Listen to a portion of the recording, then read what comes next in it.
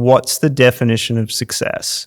Like, as someone who's really achieved a lot and, it's sort of ticked a lot of boxes. Yeah. What are your thoughts around that? Like, what does success mean to you? It's something that I have been pondering a lot lately. And I'm not sure if there's an answer actually. Yeah. So it's challenging. I think it's, as in many things in life, I've discovered that there's actually not that many black and whites. And that there's a whole lot of gray in between the black and the white. Yeah. And when I was much younger and started on my business journey, I started really early. I think everything looked like various shades, like much more black and white and not that much gray. Like I had these really fixed views on what things were, including what I thought success was. And I remember very distinctly sitting down with my business partner and writing down like our goals when we started our first agency. And it was like all money. It was but it was like really clear, right? This much revenue, this much 100%. profit. It was actually not even, I think it was like a retirement goal. So like for the longest time ever. So I started an agency at 21, 22. Yep. Like we literally finished uni, started. And from then I was like, how do we stop working? Which in hindsight seemed like maybe super naive. But at the time I was like hyper focused on this idea of how do we get to a point where we're financially free really quickly, and success revolved around financial freedom. And it didn't go much further than that, to be honest. And it was like a really clear number. It was like, so this is in 2005. I was like, I need $1 million and I'm sweet. Yeah. Forever. That was my vision. Like forever I'm done on $1 million. That was like this, and it felt like a lot of money. Yeah. And as a 22-year-old with very little responsibility, living at home, like $1 million was like, this is like life-changing forever money. Yeah. Like I'll never have to work again. So we're just going to chase $1 million. Yeah. And then of course you realize that as you evolve, lots of things evolve along with you.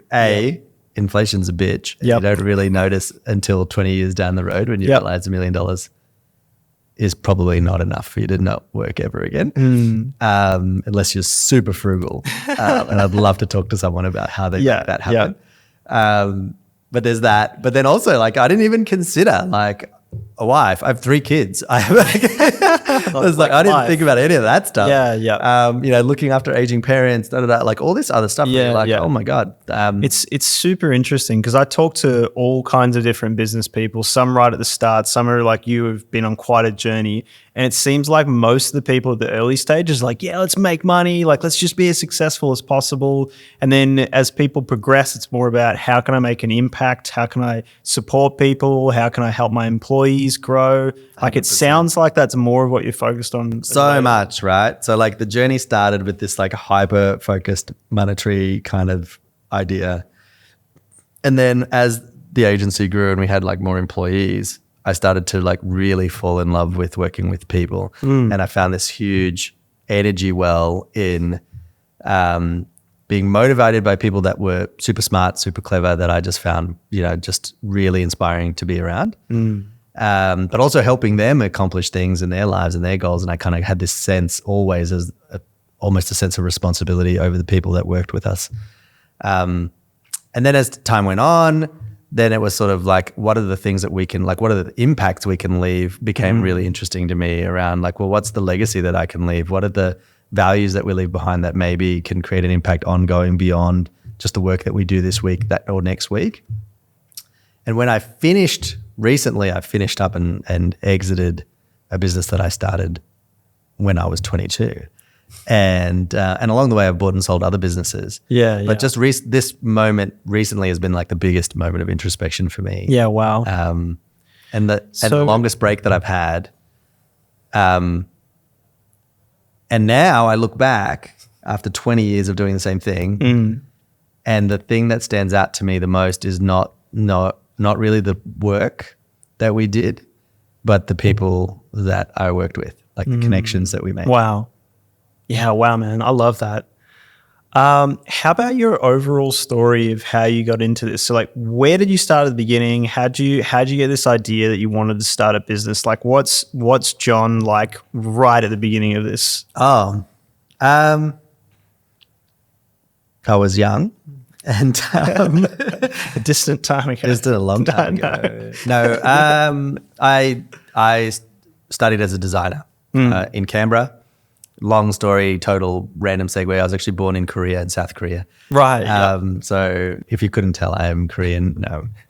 No, my parents are Egyptians, and we, by this amazing, luck of the draw, they actually moved to Korea to teach South Koreans how to speak Arabic. Wow. In the 80s. I was born there. Then eventually my dad was found a job in Australia, and we moved to Australia.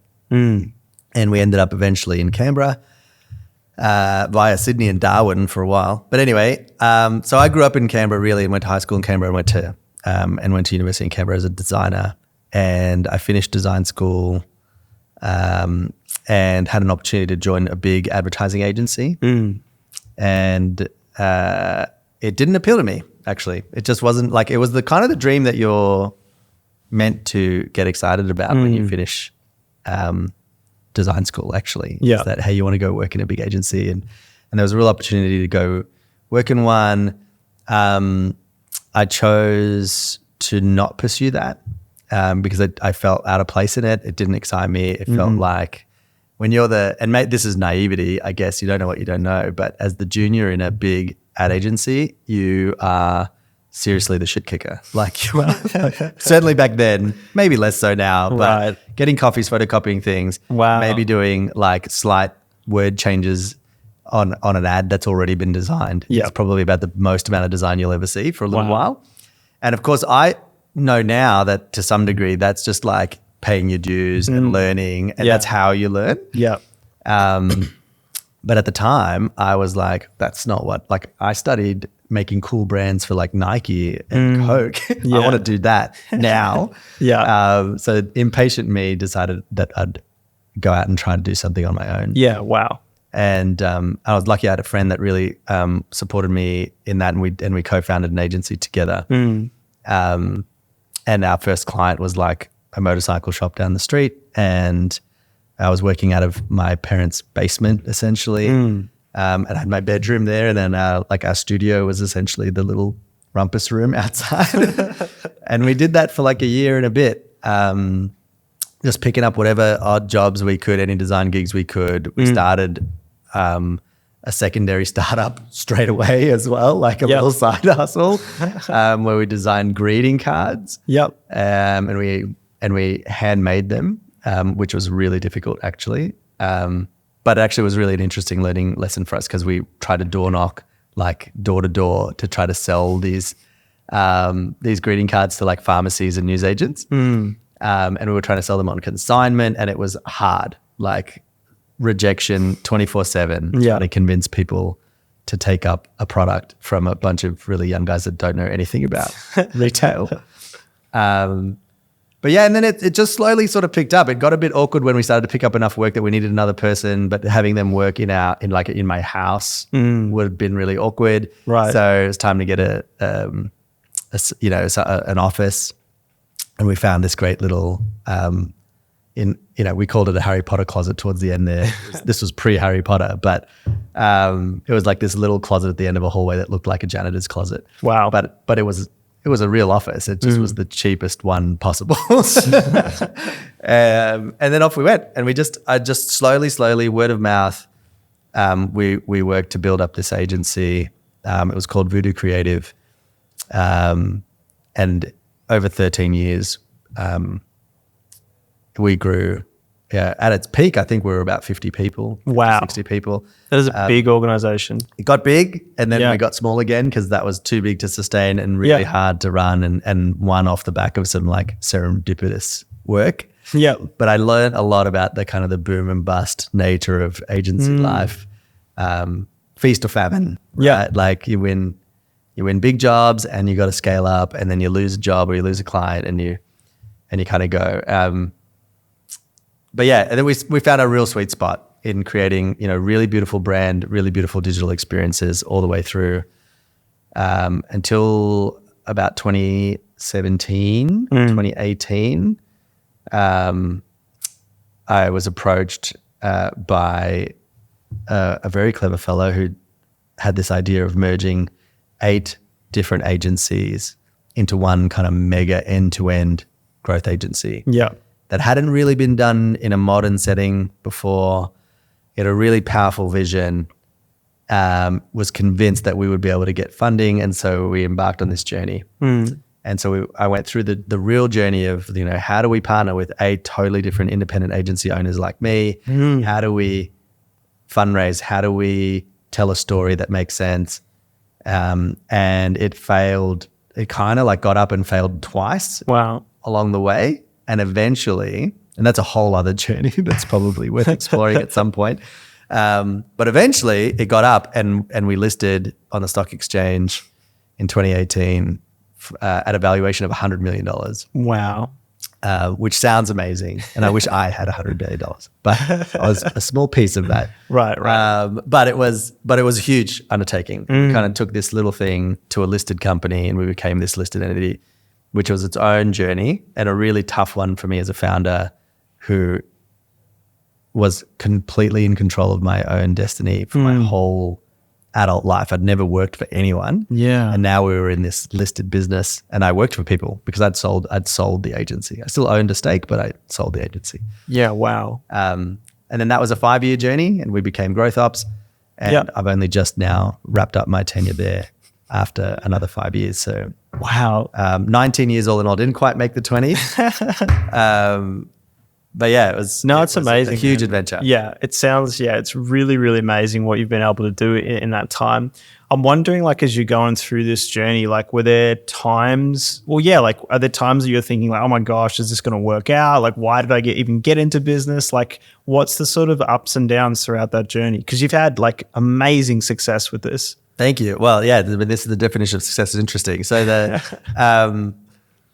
heaps of lessons, like so many lessons learned along the way. And I think for anyone that's particularly in the agency world, it is a really cutthroat business. Like you kind of live and die on the back of your work and your client relationships. And even the client relationships can be wildly fluctuating. Like you can build like real loyalty with a client.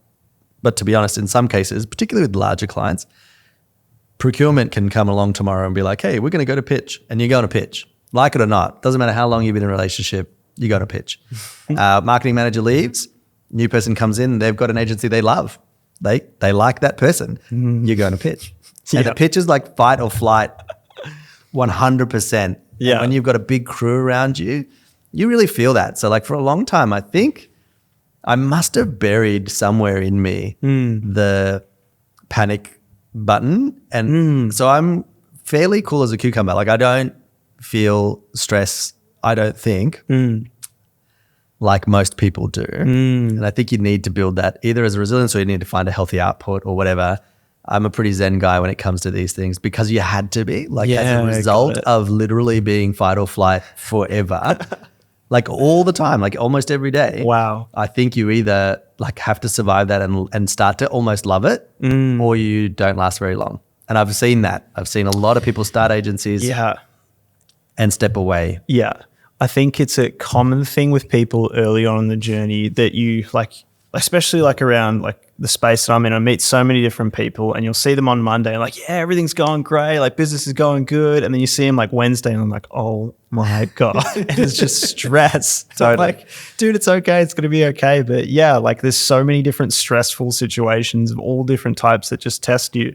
It sort of sounds like you've figured out a way to just, I don't know, like let go to a sense or 100%. But I'm not sure if I've ever consciously gone through exactly how I do that. I think I embraced very early, I can control the things I can control and there's a whole lot of stuff I can't control. And there's zero point spending time on those things. There's just no point. Like I can stress about them forever. But if I can affect the change, put the effort in. If you can't affect the change, let it go. And so that means that you can kind of focus your energy on the things where maybe you can make an impact and perhaps change something that you feel is inevitable or is detrimental in some way. Yeah, really focusing on what you can control. How about belief? Like, how important has belief for you to continue to move forward? Man, I think that's a big element of being able to accomplish things when you don't know what the outcome is going to be yet, right? Like to some degree, I think to be in a business, starting a business particularly, or owning a business, you have to believe. And whether you want to call it hocus pocus or whatever, I'm a big believer in this idea of manifestation, or kind of like really envisioning what you want. And I think, I'm religious. I think God really wants us to have great things. And so for me, having a clear vision, believing in it, writing it down, knowing what you want and chasing it's like maybe like an imperative step to actually doing it. Like, and if you don't have it, if you can't crystal clear say this is the thing that we're chasing, I think that's a big problem, because to a big degree, you're going to have to rely on the belief alone sometimes to get you past what will feel like an insurmountable situation. I can remember heaps of times where it felt like on paper, this can't work. Theoretically, this is not going to happen. Yeah. And call it divine intervention or pure belief alone, we somehow got to the other side. Right? I think there's going to be moments in everyone's business journey that's like that. Yeah, it's so interesting. It's something I'm beginning to really understand, is that I think everybody goes through those experiences of these big challenges or this adversity that they face, and you kind of get this perception of the world that it's only me. But what I've sort of come to realize is that everybody who faces these things, they just don't really talk about it, or they have this sort of front that everything's like, yep, no problem at all. Yeah. But every business person I talk to is this story of overcoming all these different obstacles and like having moments where like, oh my gosh, is this going to work out or not? And it's like the whole journey is building this like strength or this type of person who can just continue to move forward. Totally. And I think you get better at making what feels like very brave decisions along the way, but you have to get better at that as well. So there's for a long time, I used to be a believer in this idea that if it felt easy, like if it's easy, it's right, like it's the path of least resistance. And so you kind of can become accustomed, like, and that can feel right. Like it can feel like it's easy because it's meant to be. Like I'm in the right place because I'm supposed to be where I'm supposed to be. And so you kind of can logic your way into feeling like that's how you make good decisions. Like if it's easy, chase that path. Yeah. And over time, I think I realized that actually like on the other side of very, very hard is usually very, very good. Yeah. So avoiding hard is actually also it's also this terrible idea, actually. Like you should explore. Sometimes things are hard because they're genuinely very, very hard, or even a very bad idea. And so you shouldn't do it. But a lot of the time things are hard because they're actually just genuinely a sticky problem, a tricky thing, or emotionally loaded. But on the other side of that very hard decision, or that hard choice that you have to make, is usually what I've found is actually where the really good stuff is. Yeah. Wow. And that can happen on multiple levels, whether that's, saying no to work when you're really desperate for work. Yep. Or letting go of someone that you really like as a person, but is not the right person in that role or in that business or whatever it might be. There's all these kind of like tough decisions that come up all the time that make business feel super hard. But then on the other side of them is usually not the promised land, but something really good. Yeah. Till the next hard decision. Yeah. It seems like having integrity with those decisions is super important as well. Like out of every time those decisions come across, like do you make the right decision or do you take the easy way out? Yeah, I think you've got to be true to yourself, right? You can't be something that you're not. And I think that eventually you'll get called out on that. And sometimes, having that kind of high level of integrity means that you have to call out bullshit. Yeah, which can piss people off actually. But if you don't, then I think the price is higher. It's sort of like this accumulative tax of being untrue to yourself or untrue to the people around you. So I think you've got to have that. You've got to be really clear on that. But that also comes to expectation setting, making sure that you're really clear and articulate around what's important to you. Probably comes down to this kind of fundamental decisions that you need to make as early as you can. Like, what's your vision? share it with everyone. What are your values? Share them with everyone, right? Because if you can't, I think that your values become your litmus test on how you make decisions, and everybody else can make decisions based on those values that you articulate. So it helps you make good choices straight away if you can articulate them. And if you don't, or if you don't live true to them, that's a disaster. And then the vision just helps you get in the right direction all the time, and also helps you make good decisions. Because I remember very clearly we got offered once this opportunity. We decided that we wanted to be an experience agency, right? So we wanted to be really good at digital experience. We'd come from this route of kind of doing like anything because money is good and it helped us not die. Yeah. So like for a long time, our agency was like, we do everything. We're a full service agency. Not really sure what that means, but just like literally we'll do like literally anything. And then eventually it became clear that actually we should really be really good at a few things and just start to say no to stuff, which is really hard to do when money comes on your table. And I have this clear vision where, a client came to us and it was, part of a world that we'd kind of said no to. Like we didn't want it, like it was all in kind of video production style, like above the line advertising. We didn't do it. We were going to be a digital agency. We didn't want to do that type of work, but the check was massive. And it would require us to probably hire people in that space, get equipment in that space, go down a route, like a totally different road. Big money. Yep. But then at the end of that job, we would have had people that we would have to figure out how to feed. We'd have this equipment that we'd have to figure out what to do with. And I knew for sure if we said yes to that job, we would get massively distracted and become like a jack of all trades again. We said no. And I think it was a really, really good decision. Yep. Yeah. Wow. And that's because we had a vision and we knew what we wanted to do. I think it's really interesting changing over time within a business, because at least for myself, I've had to change quite a lot. And I look at me at year one of all the things I just didn't know, or like, I don't know, just not being able to like be direct or handle confrontation well, or just understand like so many different things about business. How have you had to change over time? I have had to evolve a lot, I think. I think I had to learn a lot about how not to be selfish. Early, like that was a really early lesson for me. Like I think I was kind of like trying to just do it for me. And over time, I think I realized actually in our business, and it might not be the same in every business, an agency business is a people business. Like we are selling people's time and talent. That's actually what we sell. And we try to sell that for as much as we can. Yeah. But access to this kind of unique person, that's what you pay for at an agency. So if you aren't like a super people-centric, people first, actually you're in the wrong business, because you need, like the whole business is people. You've got to keep good people. You've got to motivate good people. You've got to attract good people. You've got to get rid of the wrong people. That's the whole product. That's the whole product. Like it's weird saying that people are the product, but that is fundamentally what the business is. So if you're in it to like, I want to make money and I want to do this, it's actually the wrong approach. If I look after this crew and make them super happy, and because fundamentally they're doing this amazing work that people pay us for, I will make lots of money. So that it's like the secondary, like the outcome I want as a business owner, fundamentally this kind of financial success metric and satisfaction around the work we do comes from being completely unselfish and thinking about the needs of others. How do I empower other people to do great things?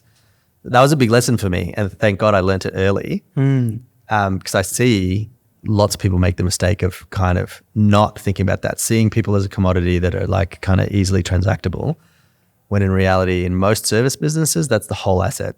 They walk out the door every day, come back every day. That's it. You got to protect that asset at all costs. Yep. Such a good point. So that's a big one for me. It's a big learning. Work isn't everything is probably the more like recent learning. In that when you exit a business, especially one where I think it's been part of you for a long time, you don't realize it, but it's creating this like mesh inside your soul. Like it is actually being embedded into your perception of self. So that's happening to you right now, like it or not. And when at some point, if you sell or if you finish, or maybe you'll never want to sell, which there's a strong case to say that's a great idea. But let's say if you exit, it's like kind of a rapid cut. And there's a scar that's left where, for me anyway, you kind of lose your identity. Like, who am I without this thing that's been part of my identity for the greater part of 2 decades? Yeah, wow. So then really, really going deep and like, well, who are you without this thing is work that probably I would highly recommend every entrepreneur to actually do before the moment of separation. Yeah. It's hard after. It's a really good point because like if I was to sort of map out my mind, like my mindscape and like what's happening in my head, like 90% of it is business oriented. 100%. Doesn't finish at 5. No chance. Yeah. It's like all I think about, like I'll even wake up in the middle of the night. And if I wake up, it's probably because I'm thinking about something to do with business and it's just this constant pressure. I can't really imagine what it would be like without that.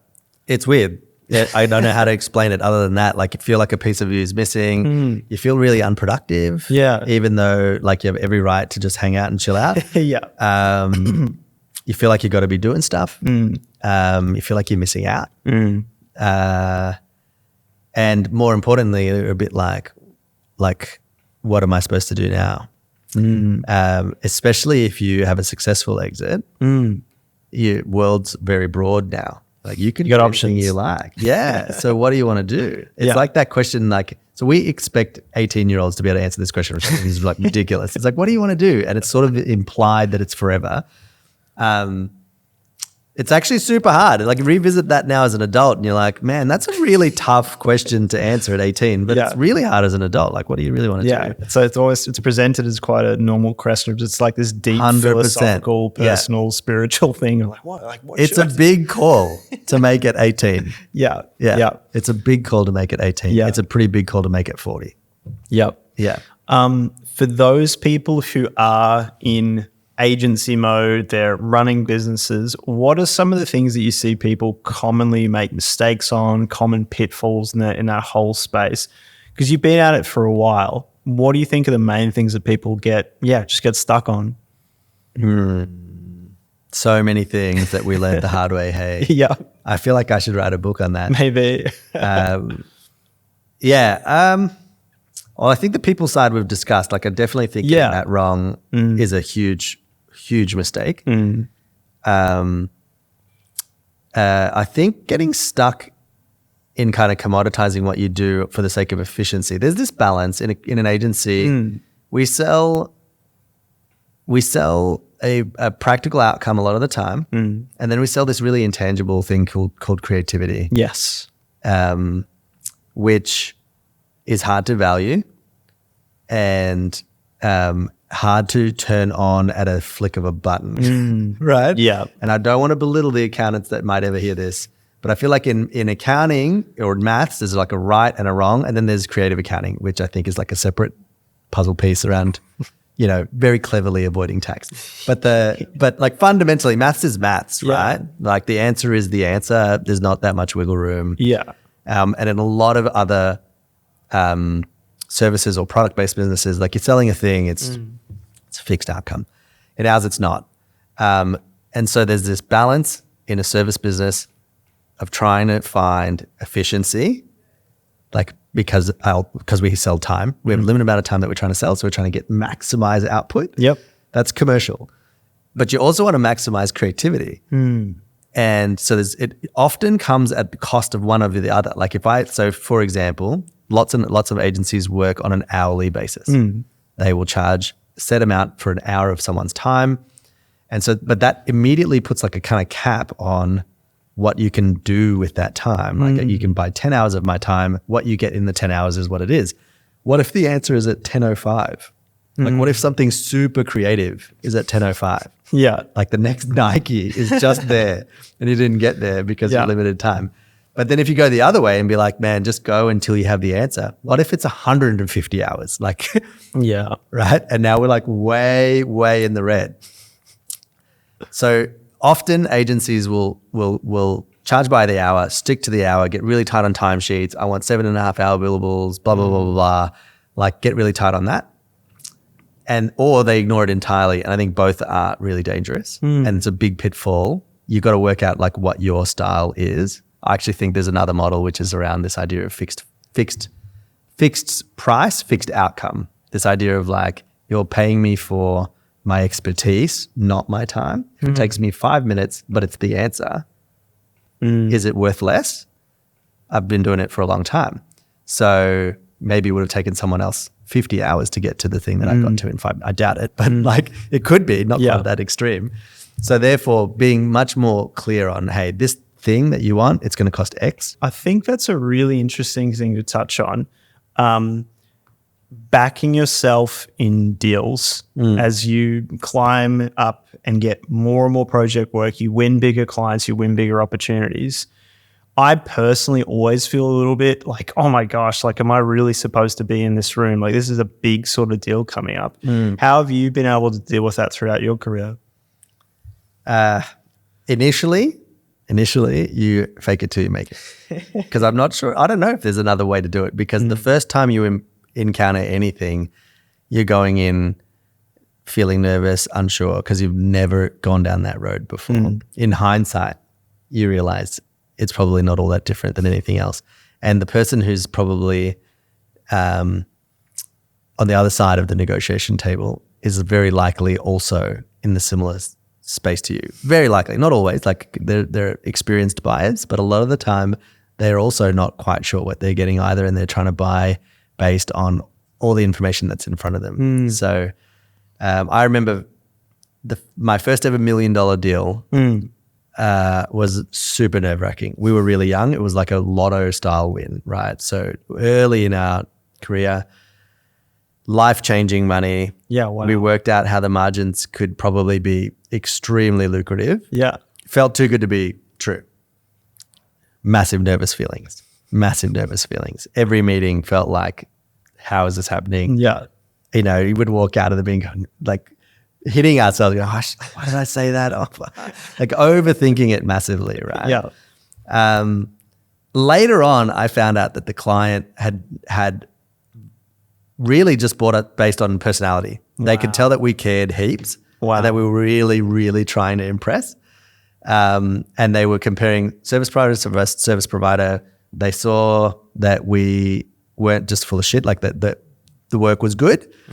They could tell we weren't experienced, but they backed us based on like how bad we wanted it. Wow.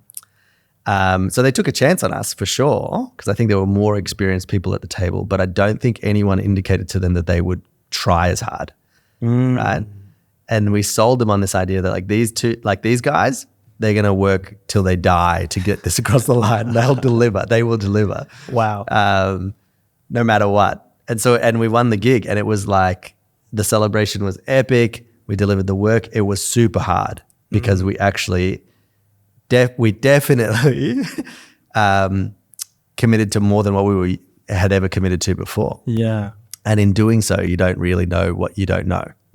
So I didn't know what it would take to deliver the volume of work that we said that we could deliver. I thought it was possible. Theoretically, it was possible. The spreadsheet said it was possible, but actually doing it was, huge, massive learning curve. We had to hire 30 people almost overnight. Like it was really hard. Wow. It was really hard. But we did it. And it was amazing. And it set us up then. Like after that, almost everything was kind of like, hey, you can do anything. Right? So I think you got to break the back of that first big deal. Yeah. And then realize that actually it's not. And it's a threshold that you cross over and over. I remember the first brand job that we sold, which was just a pure brand identity for over $100,000. I was just like, how is this happening? So the first gig that we'd ever sold in brand was $1,000. Wow. Yeah. Right. So this is a huge 100-fold increase in price. At the end of the day, they got a lot more stuff for $100,000, don't get me wrong, but fundamentals are the same. You got a logo, you got a guide, a style guide, you got thinking around how we were going to position the brand. The difference was 10 years of experience between the first and the last. Yeah. And what you got on that big brand rollout was a plan to roll it out nationally and to really make it super distinctive and make it pop and really add tons of value to this business. And it did. And it absolutely did. Like that, they got bang for their buck for that money. How do you sort of split up, being a business person versus focusing on like the creative aspect of it? Like, how do you move between those two?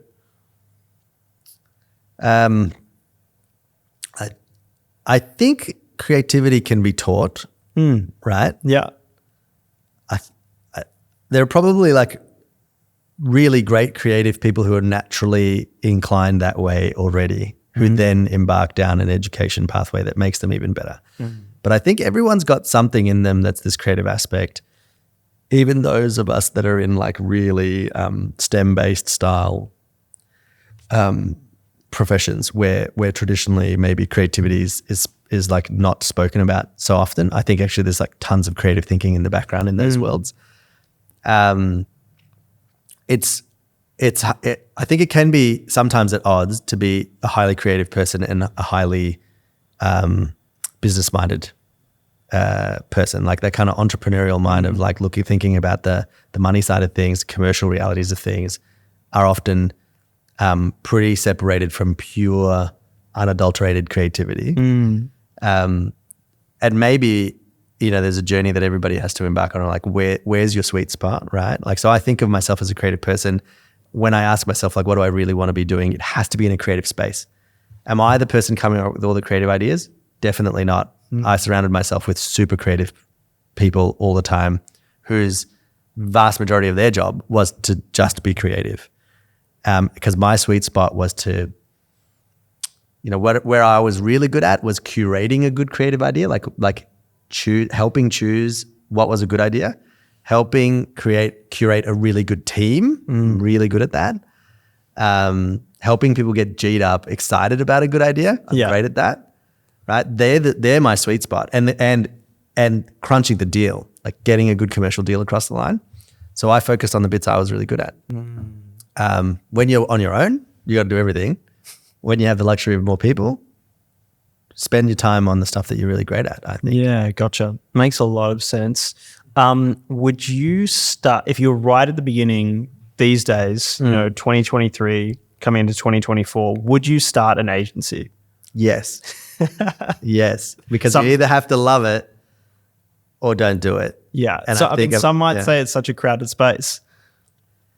I reckon it's got to be one of the easiest businesses to start. I agree. It's got to be because there's like no barrier to entry. Like tomorrow, someone can just put their hand up and be like, I'm an agency. And no one can validate or not validate that statement. Like that is what it is. There's a huge difference between pretty good and great in this space though. And you kind of can tell straight away. And then all the other stuff that we've talked about, like it's so cutthroat, it's hard. It's like live and die by the last job, feast and famine, blah, blah, blah, blah. All the things that probably make agency life exciting are also what makes it so excruciatingly hard and takes a toll on people. So you got to love it or you have to not be in it, I think. You won't last long. That's probably true. But yeah, I would start another agency. And I'm really excited to explore that at some point into the future. Amazing. But I'm really like, so for the longest time, I have felt that the traditional agency model may be coming to an end or will have to change in some way. How so? Access to great creativity is easier than ever. Access to technology is easier than ever. I'm not like massive AI fanboy, but I use it every day. Yeah. And it's game changer. Yeah. And and it's at its infancy. It's like so early. So that's going to change things. And I also think that as just in general, like the impact of creativity has gotten huge and people are really understanding it and seeing it for what it is. We are such a brand-centric society. Creativity moves people, connects people, changes things more than anything else. And so while we see this kind of huge consolidation in all kinds of industries, creativity might be the one tool that businesses need to differentiate from others. Like 5 years ago, it was kind of still really hard to build an app. I can probably get my AI friend to make one for me tomorrow, right? So my moat in tech is shrinking. My moat in building product is shrinking. Like there's so many great companies that can help me source things from China that are at a high quality tomorrow. So my moat in product, in sourcing, it's all shrinking. I really believe, and because I'm biased, but I really believe creativity might be the last bastion where it's very hard to replicate good creativity. So what's happening is that brands who traditionally would outsource the non-core business of creativity to an agency, which was their core business, are actually starting to see that as part of their core business. Marketing and creativity is our core business. Therefore, we're going to bring it in-house. We're seeing much more in-house agencies happen. We're seeing much more creative departments inside big businesses. Yeah, wow. And I think we'll continue to see that because I think tech businesses particularly, but even product businesses will start to realize that the creative element is going to be the big differentiator. So where does that leave the agency, right? So for me, this kind of like there's a reason why I think people in the creative world either go in-house or stay agency side, right? In-house, I think, has its attractions, but I think in the agency world, I think variety might be the biggest attraction. It's this kind of like you get to work with lots of clients. We're a bit more autonomous. We get to do lots of different things all the time. You're not just working on one brand forever. I think the future of agency model is either in a JV style relationship with clients where we have skin in the game in the brand that we help because we are the differentiator, the creative differentiator in their business model, or where I think my love is that agencies, once they hit a certain scale, have all of the ingredients needed to make any product they want. Right? And I've played this game many times over the last 19 years. We have strategists, designers, UI, UX people, web developers, app developers, writers, every ingredient required to build any kind of modern product tomorrow. The only bit that we don't have is the product. But we have super creative, smart people who can come up with a product. So there's no reason why tomorrow we couldn't say, hey, we're going to release a bottled water brand and design it, market it, take it to market, do the strategy, do the testing, do the research, and sell it. What's missing? So I personally think that there's this really interesting model around how do we JV with clients to take their good product and make it great as a partner, as a real partner, skin in the game partner, because we can be your creative hedge, or become a venture studio where you build your own product altogether using the great talent that you have. Wow. That's what I'm really excited about. I think that's the future of agency. That's the next agency I'll start for sure. I'm super excited about the future, and I love that idea. John, with that, thanks so much. Thanks for being on the show. Pleasure. Today, man. Really, really appreciate it. Yeah, no worries, man. Thanks for the time.